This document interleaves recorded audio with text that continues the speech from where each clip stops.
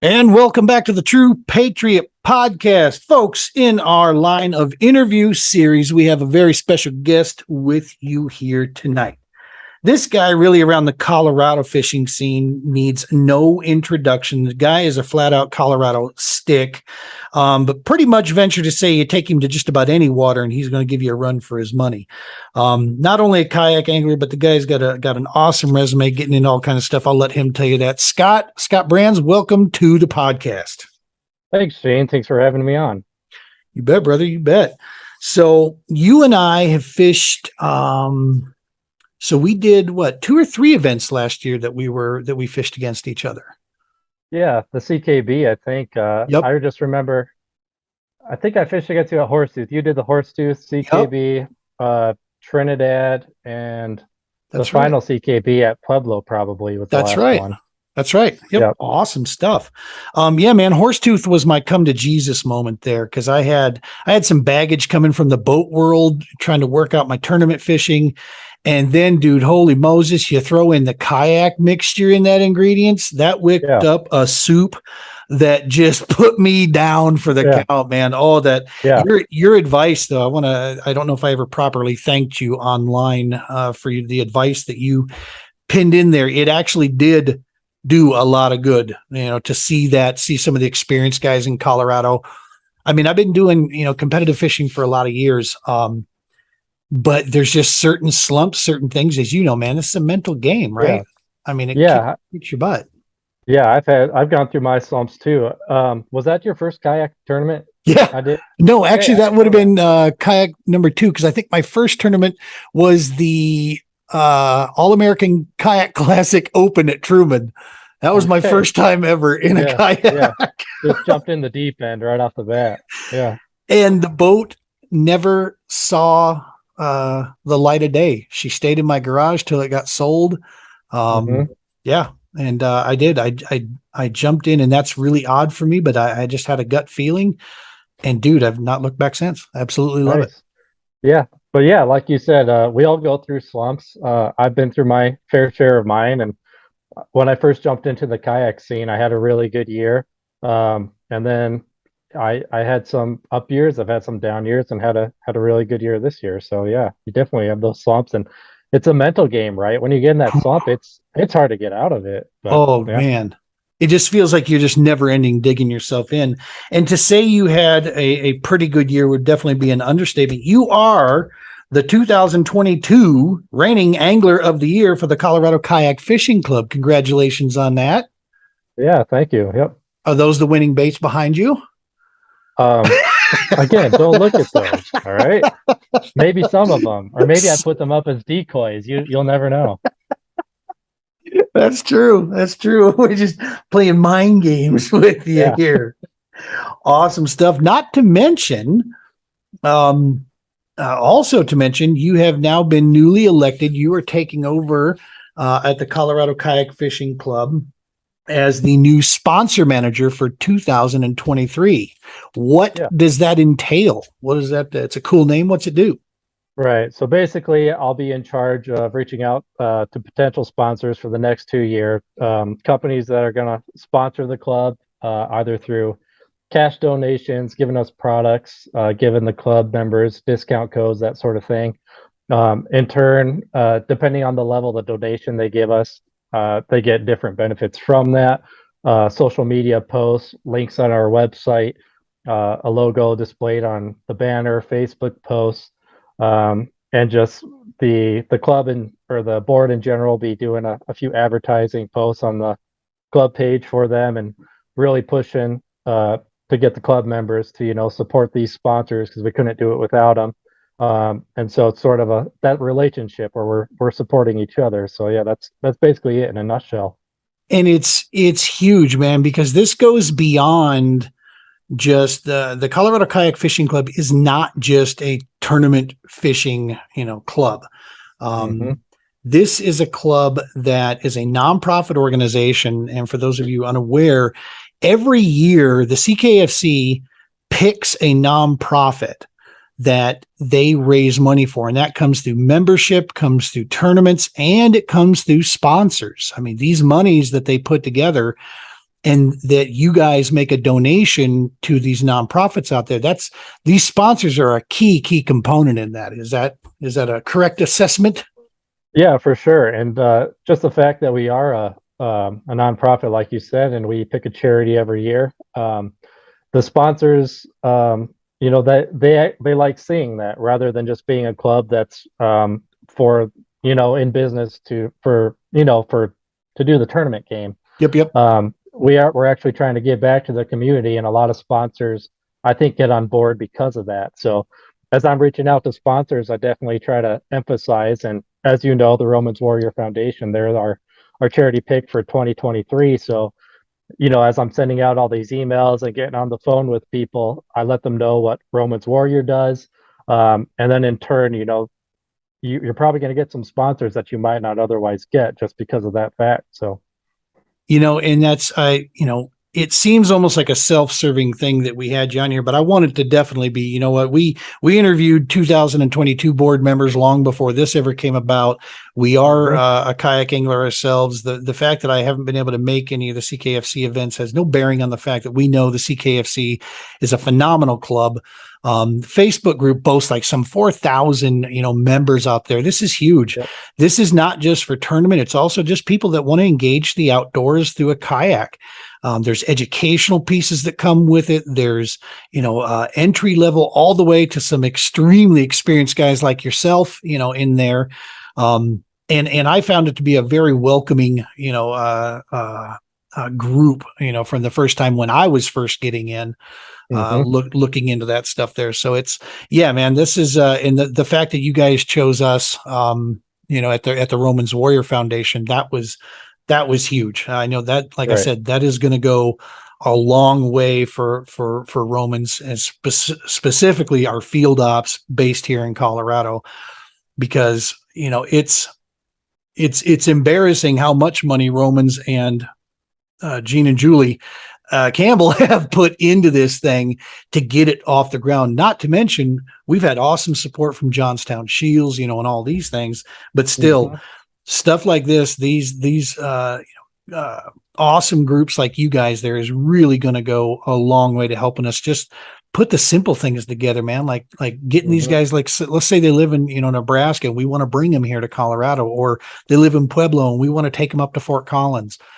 Right. Just the gas alone, just trying to get that stuff out there, it costs money. Right. It's got to come from somewhere. So, Right. Yeah. I think it's extremely fortunate that you and I happened to stay at that same hotel when we had that Trinidad tourney, because that's right.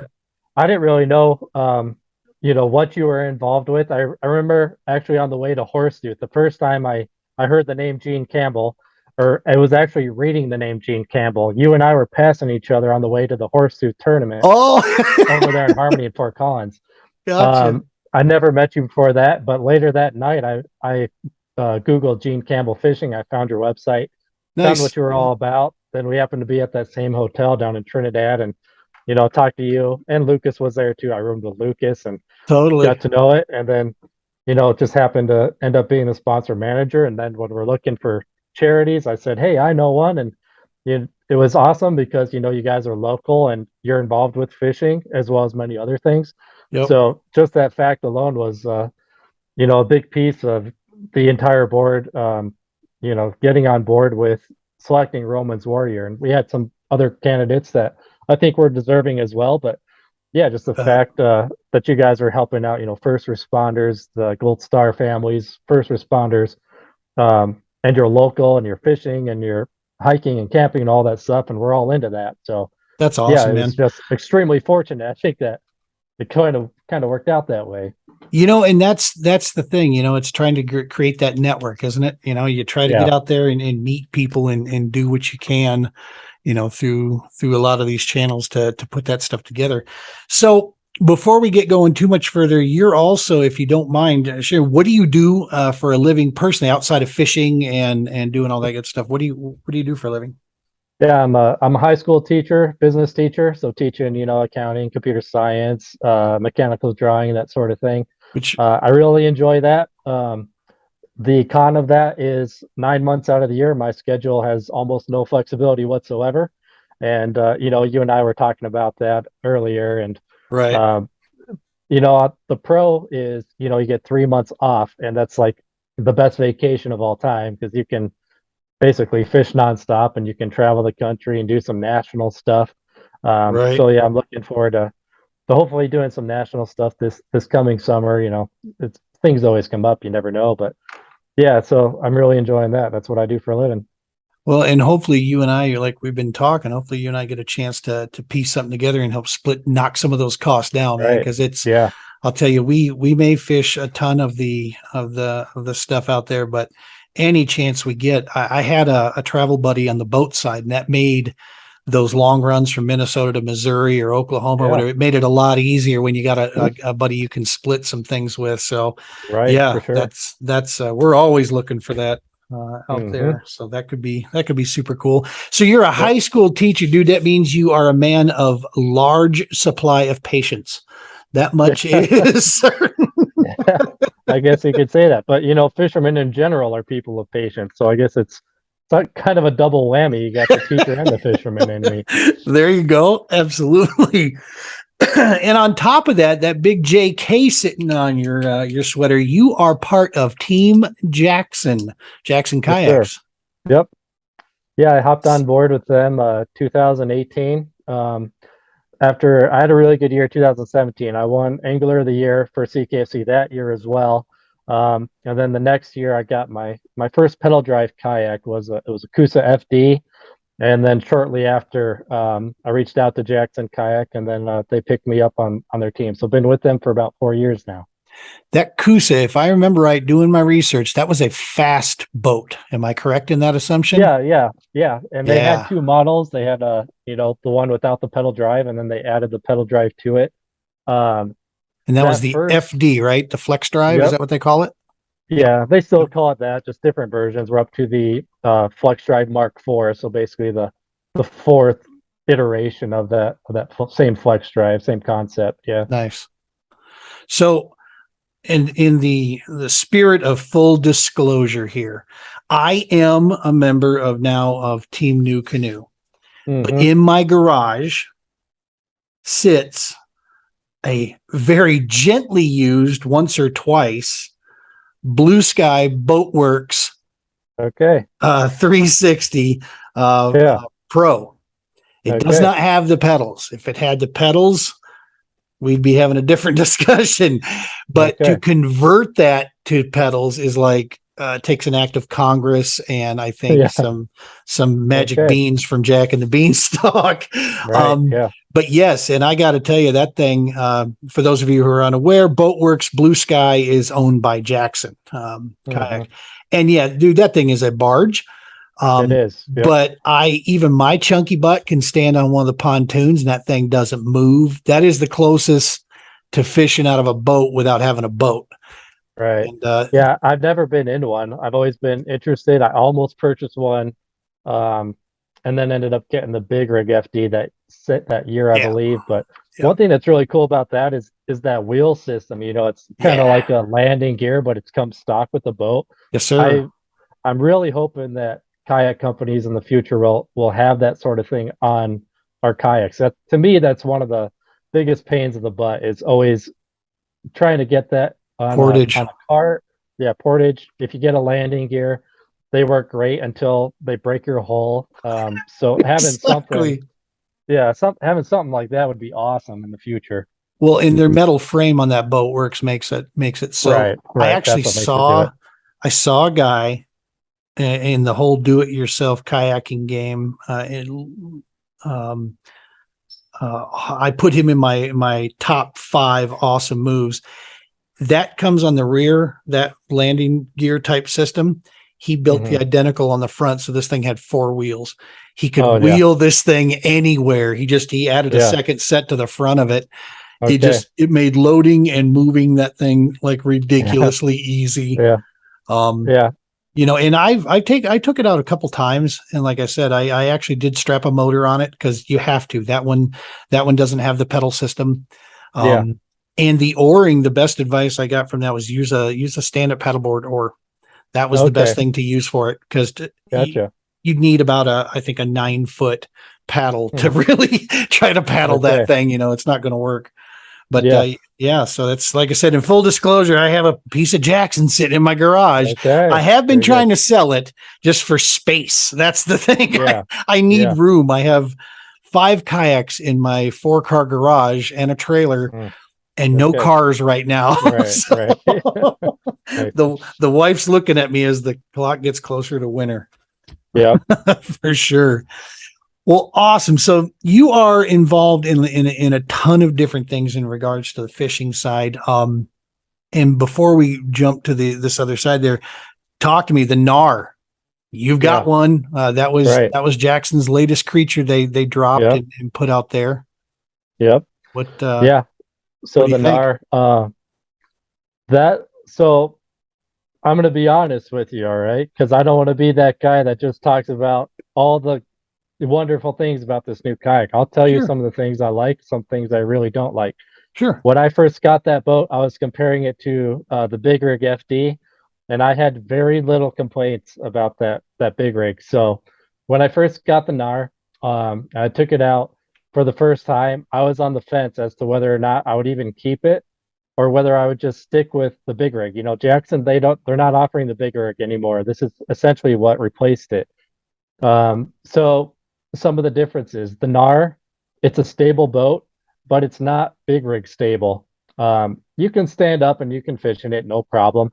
But the big rig, I feel like you could run around in that boat. Literally, you could run around in it. You could do jumping jacks in it, and you would feel safe the entire time.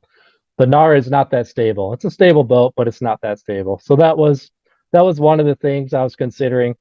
I'm not a huge stand up and fish guy though from a kayak. For the vast majority of the time, I would rather sit and fish. So that in the end, that You're wasn't that big of a deal to me. you're like 6'3", right? Something like that. 6'2", yeah, 6'2", just yeah. about. Yeah. Taller guys, I'm 6'1". I stand up every once in a while, but for those of us Hmm. that are not, Yeah. low center of gravity, it's not so easy. Yeah. Yeah. Um, the next thing was they had some issues with the steering at first. And maybe issues isn't quite the right word. Some people were having issues with just how do you set it up. It would come from the factory, and you would get it out there, and then it seemed like the handles basically weren't in line quite right. Meaning, if you were going straight, you might have one handle pointed straight and the other handle is pointed right. So for people that don't Oh, know, there's two handles, one on the left, one on the right. You're supposed to be able to steer with either one of them. Um, so basically, the steering would, I don't know, misalign, I guess you could say. Um, then Jackson ended up putting out a video on the YouTube channel on basically how to take care of it, how to set it up, how to fix issues if you're having them. So kudos to them for doing that after I did that, and I'm not having any more issues with my steering. Uh, the other big issue that people had, which it hasn't been a big deal for me, this would be again if for those that like to stand a lot and fish, the standing area there was a little bit too much flex in the hole, so people would stand up and the kayak would just go just a little oh, bit. the Um, floor yeah, itself. the floor itself, yeah. Wow. Okay. So what Jackson did, and again, kudos to them for doing this, they shipped out for free foam blocks to everybody. And shipping was free, everything. They just basically put the word out to everybody who owns a NAR. All you have to do is send them um, the serial number off of your boat, and then they'll verify that, and then they ship out these foam blocks for free, and you basically just shove those inside the hole underneath that point, and then no more issues there. Right. They they up they updated the whole design for 2023, so that's not going to be an issue anymore. They added more support in that area. So again, kudos to them for finding the issues and then fixing it pretty quickly. That's all the negatives that I can really say about the boat. Well, Everything else has been solid. and I think it warrants to chime in there that this is the first year for this model, right? Right. Yep. This is not unheard of. You know what I mean? I don't care Yeah. which manufacturer you are. You can be from Hobie all the way to the, Jim Bob's kayak boat. Hmm. your first year out, you can only go so far in R&D and product testing and development. You need to get to market, got to get the product out there. These things here didn't sound like structural, like it's all of a sudden the boat's going to be garbage. It was just Right. some things that needed to be worked out on it, and it Right. sounds like from what you're saying, there was a ton of support there. Yeah. They're at least backing it up and they're sticking with it. So yeah, like you said, Yeah. kudos to Jackson for backing it, and thank Yep. goodness they got team members like you out there putting them through through Yeah. the ropes there to see it. Yeah, testing them out for sure. Yeah. Um, some of the things I really like about it. So they got the new flex drive system, the Mark IV. It's a belt driven pedal Mm, system. The other ones, they had gears which required maintenance. They had lube ports where you had to add grease. This is all belt driven and cased. You don't have to do any maintenance to it whatsoever. So that's really nice. Um, Supposedly it's supposed to be a more reliable drive, less yep. issues. I haven't heard of many people having issues with this drive either. So I think so far that promise, they're living up to it. It's faster. The drive is faster than the previous drive, and the NAR, the whole design itself lends itself to be a fast kayak. I can in the big rig, I was doing about 3 miles an hour at just at a steady pedal, and the NAR doing that same pedal rotation I'm doing four. Um, so it's a pretty fast boat, especially it comes out. I think it's 150, and then you load it down, it's like 200, and you're doing 4 miles an hour, not really trying very hard. So it's a pretty fast Right. boat. The And biggest that, thing for me is the riggability of the boat. I don't know if you've looked into that tri track at all, but tri track. So you got track. Most kayaks have just a single track, so you got the track on the top. Well, this basically has a track unit that comes out of the kayak, and it's got track on the top and the sides. So you've got three tracks in one in a way, and it runs the length of the entire boat. It makes rigging that boat so nice. You can always move stuff around. I've drilled one hole in it just to run some fish finder wires through the hole. The rest of I've just moved around track mounting stuff, and when I didn't like it, I just moved it around on the track. yep. So the riggability of it has been it's unlike any kayak I've ever had. The big rig, you're customizing it, which is a lot of fun. Don't get me wrong, but I hate, almost hate going through the process of just drilling holes and then, oh man, what if I don't really want it there? You know what I mean? So Yep. the tri track, that thing Whatever. is legit. Those things you talk about there, that's it's kind of cool seeing that because we too at excuse me, at New Canoe, our pivot drive is belt driven, Okay. albeit very different from yours as far as application, where it's positioned, how it's done. But at Hmm. the heart of it, that belt, is a low to no maintenance type setup. One of the things that we boast about. Mm. Equally with the riggability, our unlimited has like I think 13 miles of that freaking track, Yeah. on Yeah. 2 to 3 different levels all the way around. And yeah, it's like no two boats are the same, because of Yeah. the versatility. It's like, and I was going to go back to that, you know, when we talk about the, kayaks, like you said, the big rig was your baby. That had everything you wanted. See if you agree with me. One thing I've found in the kayak game, man, is kayaks are a very personal thing. I mean, it's like it's an echoing of your personality on how you got it rigged, Hmm. how it performs, how it looks. And it's one of the things that I love so much about it. I mean, I didn't find that in the boat world as much just Hmm. because, like you, just drilling a stupid screw, to hold my ram mount on the deck of my boat made me cringe. It's like I Yeah. didn't want to put Right. any holes in that thing Yeah. whatsoever, Yeah. Right. But with the kayak, it is, you customize it and we get accustomed to certain things. It Hmm. sounds to me like the NAR was kind of built with that secondary stability in mind, not so much the Yeah. primary, Right. which puts it in direct competition, with the Hobies, because a lot of guys in the Hobies talk about that their Yeah. primary stability, but that's how you guys maintain your speed, with your pedal Right. drives. Right. You guys are so Yep. quick. Where Yeah, for sure. mine is like trying, you might as well, be pushing a sponge through the water there. My, Right. although I will say the Unlimited actually does a really good job.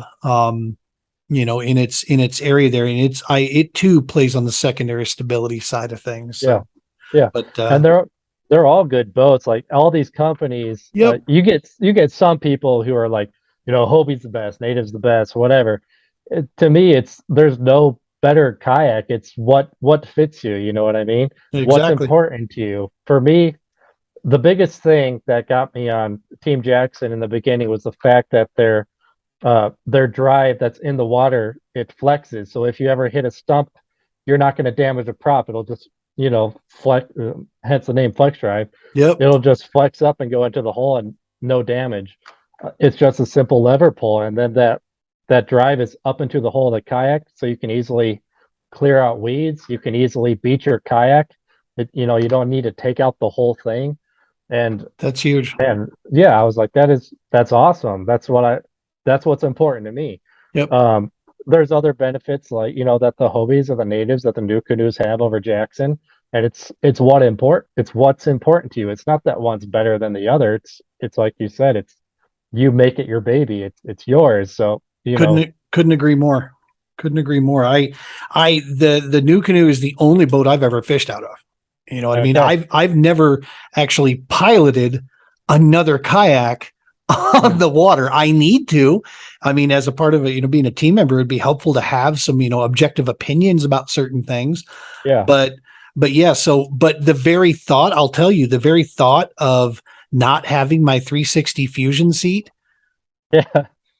is like, ooh, I don't know if I want to fish that way or not. Right. Yeah. Because being Exactly. able to literally rotate my seat and get my tackle out or get my Yeah. ham Sammy from this side, Right. that's pretty Exactly. darn handy. Yeah. Um, For sure. and that's there you get so accustomed to something that it's like, yeah, I don't know if I want to leave that or Exactly. explore too much, on the other side there. So Right. I get Yep. it. It's certainly that piece there. So along with Jackson, along with all the other things we've talked about here, you have the distinct privilege and honor, something that we're very jealous of. I'm hoping to be chatting with them in the near future myself. We have a local tackle company in this state that is legendary. The parent company of Wright and McGill, started the whole thing. I mean, these guys have been around since, fish was considered to be a sport. And that's Trocar, Eagle Claw, the whole line of those guys. That's who Wright and McGill Yep. owns. And you are a Yep. part of the Eagle Claw team. Is that right? Yes, I am. Yep. Awesome. Talk to me about that. What's involved in that? Yeah, so a big part of the reason I'm on that team is Eric Ali. You know him. Yes, He sir. works there.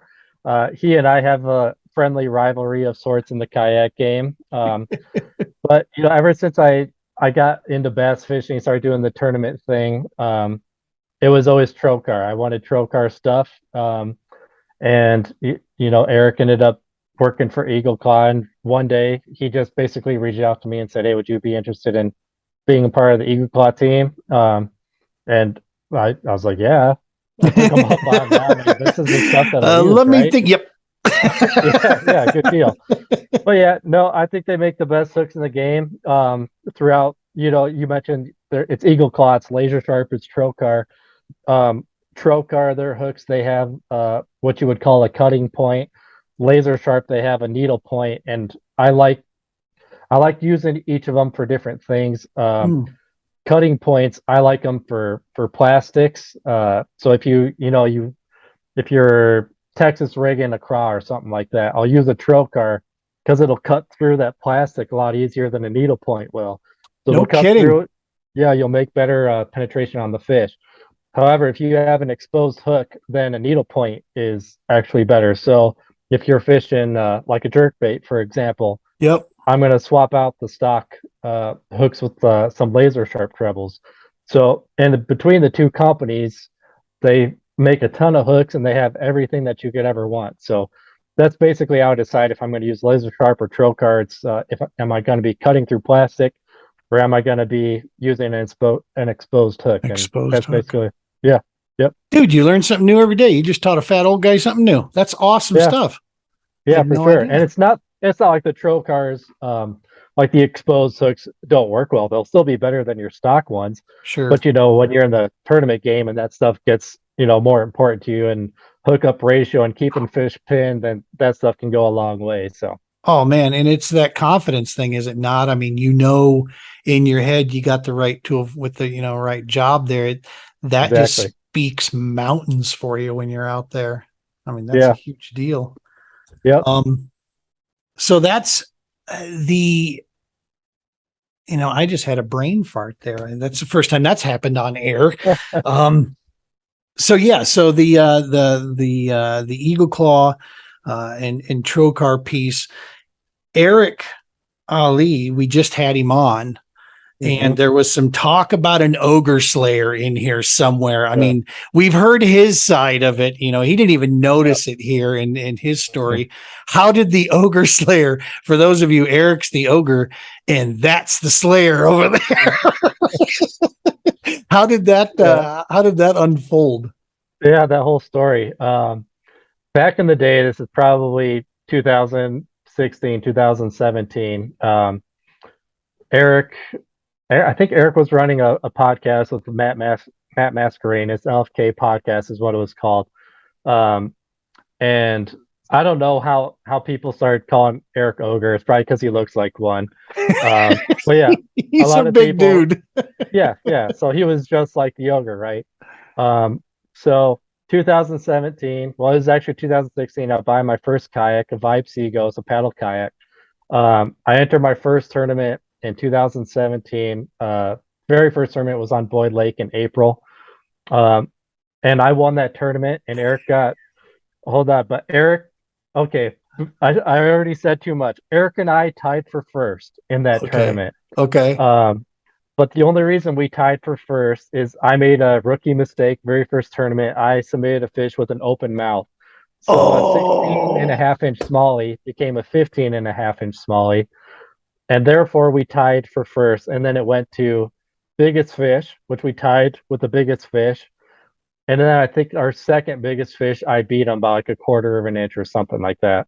oh So my gosh. yeah, so I took first, he took second. He was kind of butthurt about it. Fast forward a year, we're talking smack about Boyd. CKFC again holds their first tournament on Boyd, 2018, and I took first place, and Eric took second again.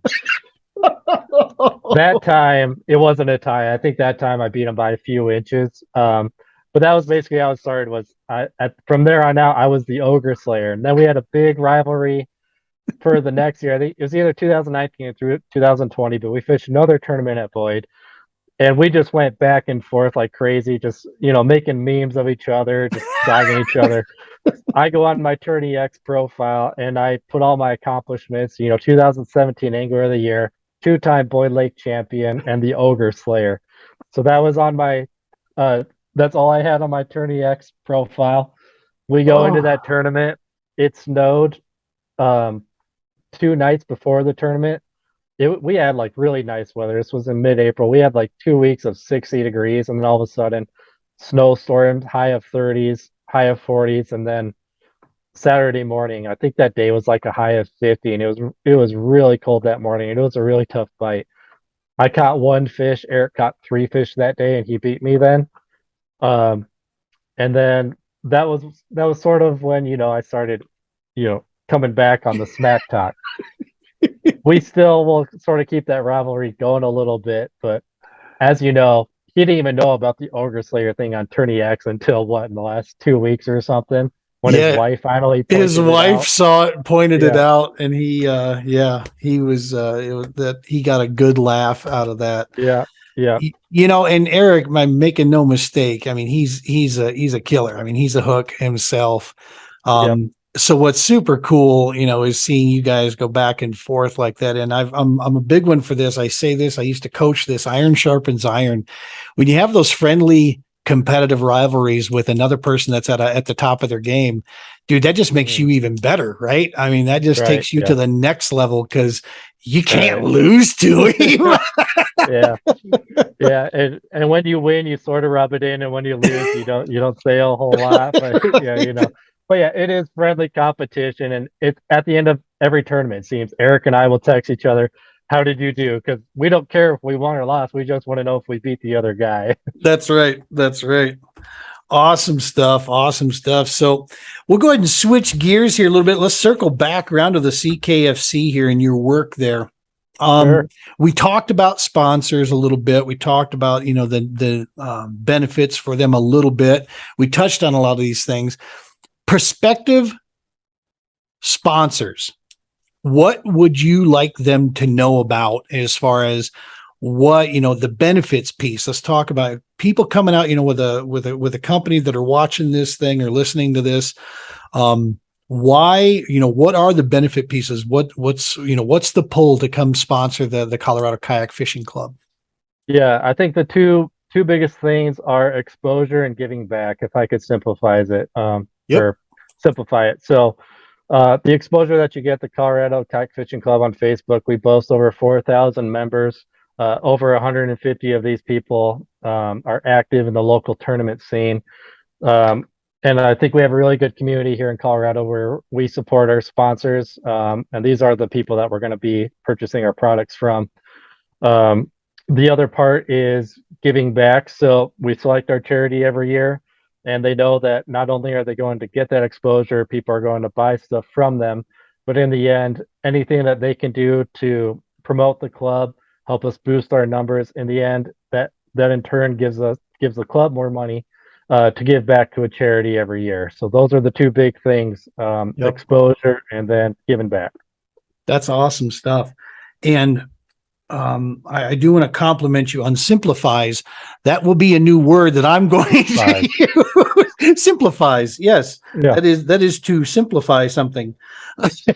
Yep. I'm going to use that. I'm going to use that sooner or later in a post. Hey, So everything's so complicated these days. We got to simplify it. that's true. That is true. And so, and that's, yeah, I mean, the amount of work that you guys do, for the community piece, is phenomenal. It's one of the things that service to others, we ran into in our, in our career. I had to do something else when I had to retire and pull out of coaching to chase this. Just because the season's football, fires up, camp start in July, gets fired up in August, and we're hot and heavy September. And that's always when the championships are at. That's the final part, second, leg of our season where we're going hot and heavy. I did that one season where I was head coach in ninth grade. I had stepped out of some other coaching roles and took the head coach of ninth grade and tried to do that and fish some tournaments. And that just did not work. I was, wasn't slow, wasn't fast. I was half-assed on all of it. I just didn't feel like I was able to give the proper attention to all groups there. And so we had to make that, decision to pull back in some of those areas. And you just have to find what it is that's going to drive you. I'm a former first responder, so it was service to others. I had that opportunity. So when I learned more about the Colorado Kayak Fishing Club, it's like, okay, this is like-minded here. These folks are about chasing their passion, but then also adding something to it to really drive it home, that, hey, we can share our passion. It's what brought me to Romans, sharing the fishing experience and showing, those guys what to me is just, I still feel guilty to this date, about this is what I love to do. I'm not really doing anything. Hey, you want to go fishing? Heck yeah, you're doing me a favor. Let's go. Right. Type thing. So to see you guys, the Colorado Kayak Fishing Club doing that, across the entire state, it's not just in one community or another, it's across the entire state. That is super, super awesome stuff. If you are sponsored out there, of a company, if you think you know of a company, absolutely reach out. You can DM me over here. We'll put you in contact. Reach out to Scott. Reach out to the Colorado Kayak Fishing Club website. There's plenty of people you can get in contact with, and we will put you in the right hands and make sure that you can get the information you need. As we're going down the list here right now, one of the cool things I wanted to bring up also, Waterline Sports. They donated something to you guys that you guys had a drawing of, and we talked about this. I think it was Ronnie, I think made that announcement Hmm. when I interviewed him earlier this year. But talk about that. That was super, super cool, Yeah. man, seeing everybody on hand. Right. Yeah. Waterline stepped up and donated a kayak to the club to be raffled off. Basically, how it would work is every tournament entry that you have throughout the course of the year resulted in a raffle ticket. And then at our end of the year banquet, they selected a ticket, and Tim Van Sickler walked away with a brand new Hobie 360, courtesy of Waterline Sports. Dude, we're talking a $5,000-6,000 rig here, right? Yeah. I Yes, mean, we are. Yeah. this is not some, entry level boat. This is like Right. we're all going, wow, dude. Yeah. That's Yeah. a barge right there. That is a Right. fishing And machine. I was talking about this at the beginning of the season. I don't really do the multi-species tournament, but I considered signing up for every single tournament of those just to get a raffle ticket in there. Right. It was almost worth it. Yeah. Yeah. If I Yep. were a gambling sort, I might have done that. I never win Yeah. anything. So Right. yeah. So I'm not a big gambler, but yeah, and that's Waterline Sports, folks. They're out of Loveland. One of the major sponsors of the Colorado Kayak Fishing Club. That was some super cool stuff. That's for those, companies out there that are wondering, and they've been working with Colorado Kayak for 4 years now, 5 years, something like that. I'm not sure how long, but since the beginning, basically, since they first opened up in Loveland, Yeah. yeah.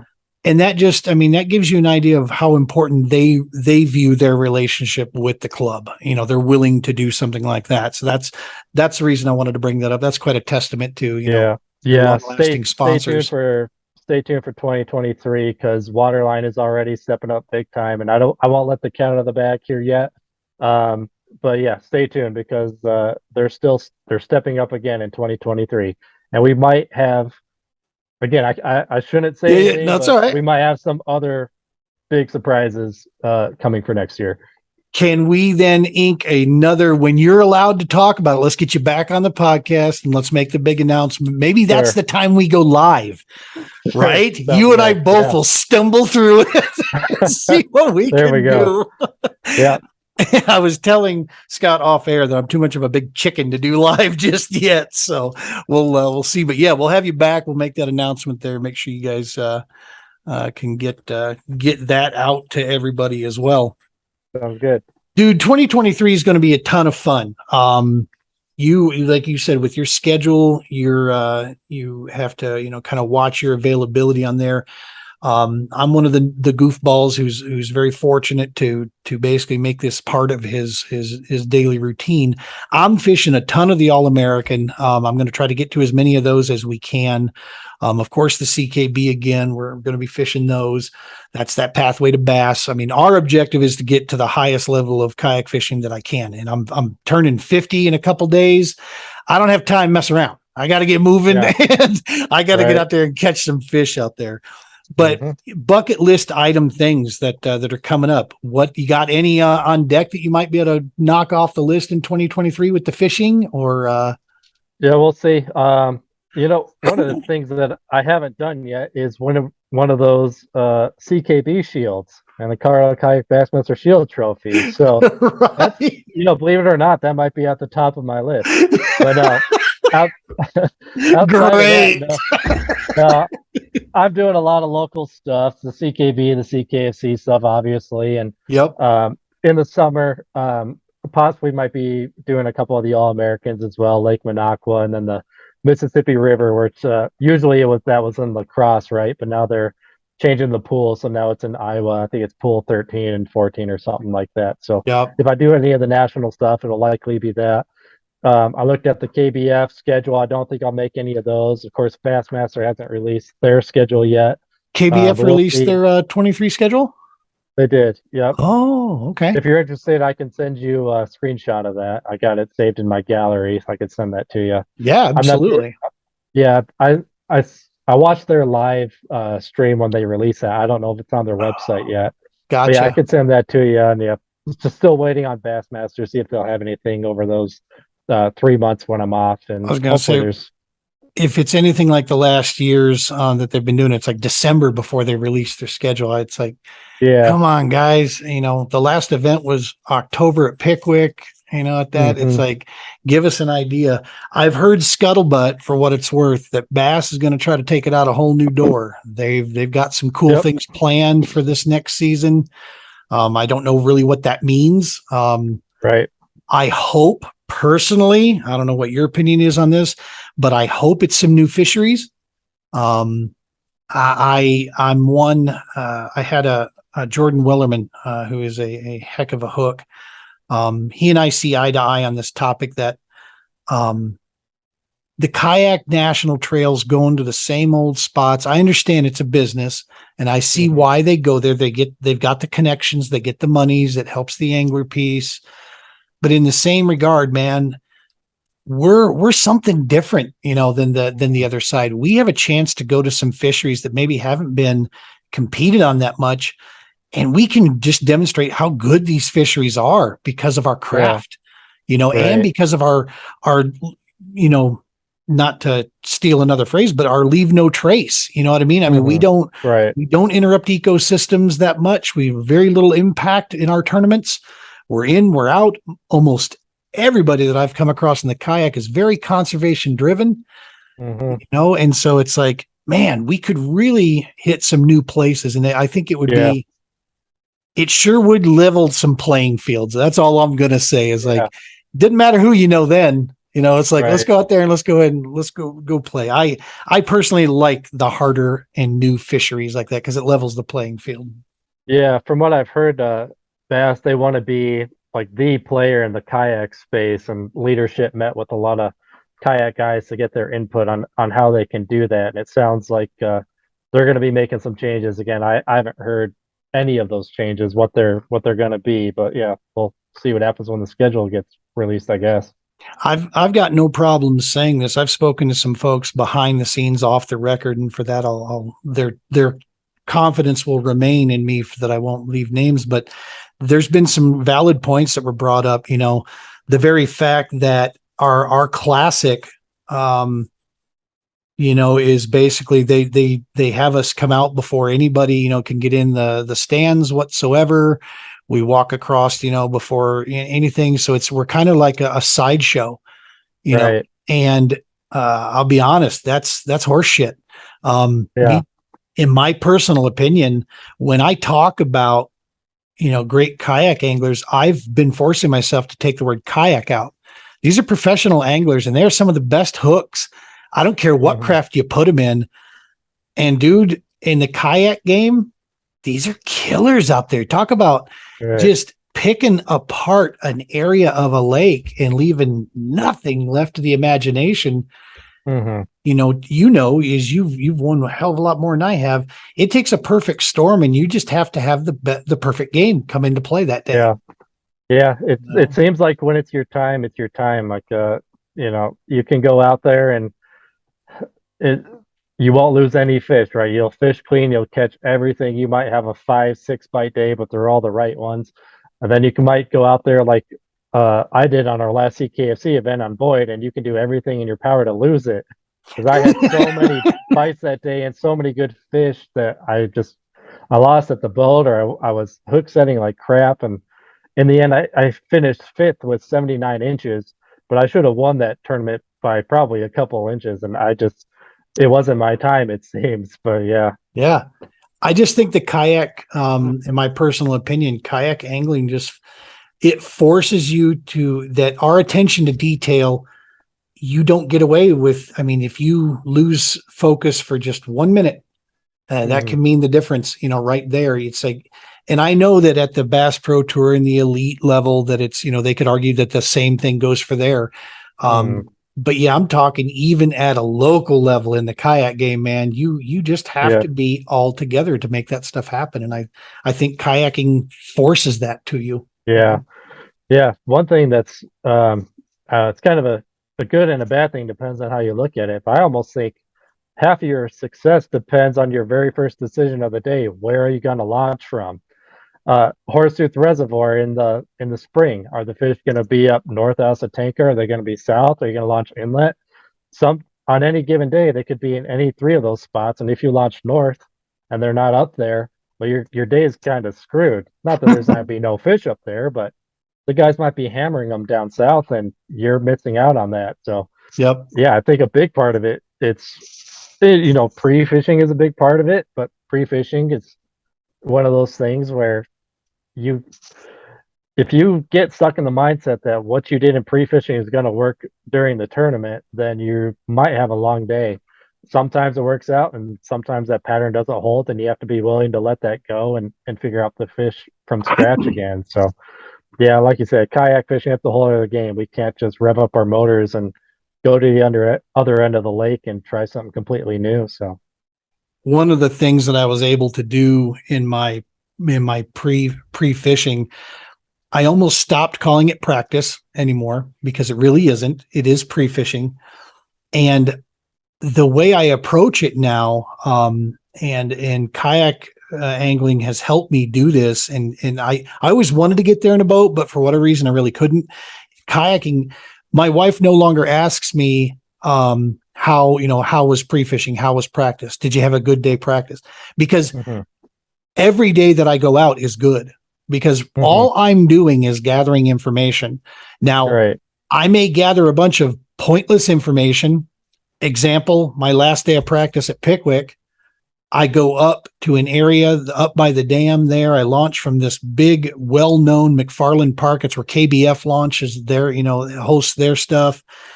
I actually find some things that I think, you know what, I could work with this. I could put my chin, in the pocket, tuck my head, and just go to work and scratch out a very tough limit up here, I think. On my way back, I'm getting up there, and make a long story short, I had an interaction, a chat with a guy. They were having boat races and a huge carnival up there. And one entire area of that parking lot was going to be blocked and closed off. Yeah. The next morning. So basically, I spent the entire day for nothing, because there was no way I was going to commit. Could I have fished it? I could have gone through and drove the struggle bus up there, but I was not going to fight those crowds, not on tourney day. And then trying to get out, I'd probably be blocked in. Yeah. But still, every day, on that pre-fishing piece is information gathering. And then it's like you said, it's now, where do I launch and what's my game plan first thing in the morning? What are we going to do? Yeah. And be ready to adjust. That reminds me of my first year of fishing in 2017. We had our last tournament was Horsetooth in October. This was before portaging was really like the thing in kayak fishing. We a lot of times will just do we launch at a certain spot, and that's where everybody fish from. The plan leading up to that tournament was Horsetooth. We were going to allow portage, and I was pre-fishing the north side of the lake, and that's all I ever did. And I was throwing a crankbait, and I was throwing like drop shots and gulp minnows down deep. Again, all on the north end. And then that morning, I drove to the north end of Horsetooth, and I got a text saying, "Hey, portage is off. We're launching out of South Bay." So then I had to drive to South Bay, and I was like, okay, I guess I'm just going fishing today and throwing everything I had out the window. But I ended up getting second place that day. The crankbait was still working, but I didn't really know what the fish were locating at. I basically just covered water, and I paddled my way halfway across the reservoir, paddled all the way back, just throwing crankbait the entire day, and finished with second. Wow. And so probably 2 weeks of pre-fishing was kind of out the window at that point. Jeez. Yeah, it's as you get more experience, one of the best piece of advice that I was given that I put in there is I no longer look for spots. I'm not looking for a fishing spot. Okay. Because do I pay attention to it? Do I make a mental note? Do I mark it? Sure. But I don't bank on it anymore because, like you said, things changed. The tournament morning, I had a season out of the boat where literally out of the 5 in this one league, 4 of them condition changed overnight and did something to blow out my entire pattern on that tournament day. And then I just spent that day struggling all day long trying to scratch together. So now, especially with kayak as well, you look for areas, right? You're right. I Yeah. want to know where the grass is at, where the boulders at, where's the rock, where's transition. Because guess what? No Mhm. matter what happens, that stuff's not going to change. Right. It's going to Yep. stay there. And maybe this morning, grass is the key, or Yeah. maybe lay downs are the key, at Mhm. least for a couple hours. And Yeah. I know where they're at in this area. Yeah. Yeah. I'm a Fish little bit move, sticks different. don't. I'm a little bit different than you on that because I am a spot guy. I understand what you're saying about the areas. There's definitely some truth to that. I just try to come up with like a bajillion different spots. There you go. There you That's all. go. Now it's like go to the next one. Okay, nothing there. Go to the next one. Do the next one. Do the next one. But Sure. yeah, some of these places it definitely can be area based too. I think of like Boggs Creek down at Pueblo. I think that's a really good creek to fish, and I don't really have a certain spot in there. They could be on any point in that creek. So yeah, Sure. Well, and like I said, I mean, make no mistake. I certainly mark the spots when I think I find a school of them or I find a hunting ground or whatever. But yeah, most certainly I don't make my entire game plan on it anymore. That yeah, way, if it is blown out or if Scott is sitting on my spot out there, I'm okay. I can move on to the yeah, next one and keep moving, type there. You right, don't you yeah, don't get yeah, caught in that area. So yeah, well, listen, man, I can't thank you enough for taking the time to come in here. Clearly, you are a busy dude. Like I said, you are known as one of the top anglers in this state for sure.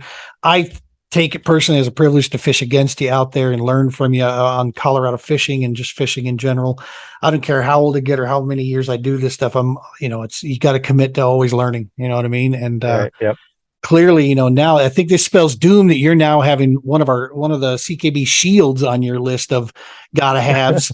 Cause now yeah. that's, the rest of us are out there searching for a shield, for certain. So yeah, it's going to be a ton of fun. And hopefully we can work some stuff out and we get some good content out there on some all American stuff. That would be a blast, I think. Yeah, for sure.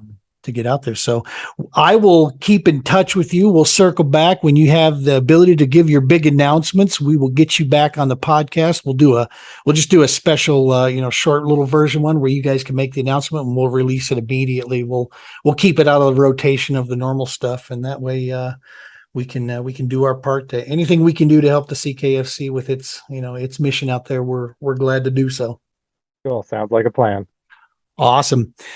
Listen, folks, if you haven't yet, please make sure to smash that subscribe button. If you got any questions, comments, anything like that for Scott or myself or whatever, please leave them in the comments down here. Reach out, DM me, or you can also reach out to the Colorado Kayak Fishing Club for information about sponsors, sponsorship, tournaments.